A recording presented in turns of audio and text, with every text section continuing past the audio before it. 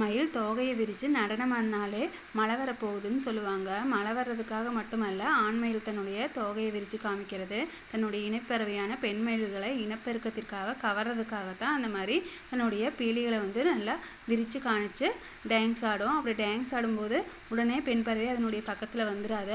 இந்த பதிவில் பாருங்கள், அந்த ஓரத்தில் அந்த பச்சை கலரில் இருக்கிற பெண் மயிலை கவர்றதுக்காக தான் இங்கே ஆண் மயில் ஆடிட்டு இருக்கு. ஒரு நேரத்தில் ஒரு ஆண் மயில் மட்டும்தான் ஆடும்னு இல்லை, 2 அல்லது 3 மயில்கள் கூட ஆடும். அப்படி ஆடின உடனே பெண் மயில் பக்கத்தில் வந்துடாது. ஆண் மயிலுடைய பீலியுடைய நீளம், அடர்த்தி, அது நடனம் ஆடும்போது தன்னுடைய பீலிகளை எப்படி ஒளிரவிடுது அதையெல்லாம் பார்த்துட்டு தான் பக்கத்தில் வரும். அது மட்டுமல்ல, நடனம் ஆடும்போது ஒரு விதமான ஒளியை எழுப்பும்.